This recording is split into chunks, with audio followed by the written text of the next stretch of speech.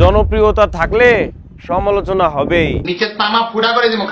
Facebook একটা মজার app. এখানে প্রতি সেকেন্ডে নানান রকমের ঘটনা ঘটে, প্রতি মিনিটে নানান রকমের ভিডিও আপলোড হয়, প্রতি ঘন্টায় নানান রকম ইস্যু সামনে আসে, আর প্রতিদিন নানান রকমের পাগলের জন্ম হয়। I mean content creator. Video বানালে যেমন কন্টেন্ট ক্রিয়েটর হওয়া যায় না, ঠিক তেমন জিন্স প্যান্টের সাথে পাঞ্জাবি পরলে কবি হওয়া যায় না। আপনি লেখক হতেই পারেন, আপনি বই সেলের জন্য বিল জমাতেই পারেন। হ্যাঁ, একটা মানুষ অশ্লীল হতে পারে, একটা মানুষ লুচ্চা হতে পারে, কিন্তু একটা মানুষ কুত্তা হয় কিভাবে? হোয়াটসঅ্যাপ বাজান, দিস ইজ নোমান।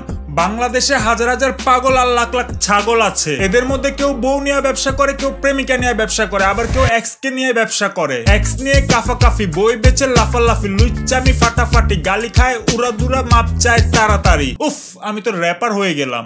একটা মানুষ, পুরুষ মানুষ কিভাবে পারে সবার সামনে বলতে যে আমার এক্স আমার সাথে চিট করছে, আমাকে ছেড়ে চলে গেছে, তাই আজকে আমি পায়খানা করব না। মানে বাজান কেমনে কি? ছেকা তো আমরাও খাইছি, কিন্তু কখনো মুখে ফেনা তুলি নাই। এজন্য বলি ঘুমানোর আগে হেলমেট ব্যবহার করেন, কেননা একটি দুর্ঘটনা সারা জীবনের কান্না।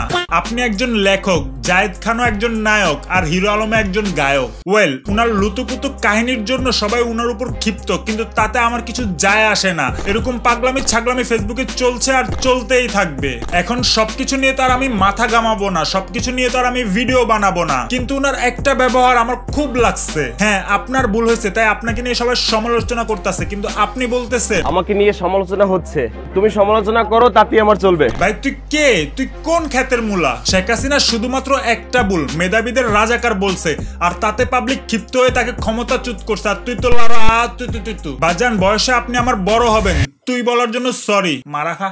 একটা সময় ছিল যখন কন্টেন্ট ক্রিয়েটর মানে ওয়াও, তখন চাইলে ডাইলে খিচুড়ি বানা যা মন চায় করতে পারতো, কিন্তু এখন আর ওই সুযোগটা নাই। হ্যাঁ, এখন আর ওই সময়টা নাই যে আমার তো ফলোয়ার্স হয়ে গেছে, আমি তো এখন রাজা, জীবন যুদ্ধে আর কি লাগে, সিস্টেম পার দেঙ্গে। ছোট্ট একটা ভুল, ট্রেক বার্নারের রেপুটেশন শেষ। শুধু একটা ভিডিও টিগার ইনসেনের রেপুটেশন শেষ। লোক দেখানো আবেগের কারণে তৈয়দ আফ্রিদির ক্যারিয়ার শেষ, আর আপনি তো মিয়া এক্স নিয়ে গেউ গেউ করেন।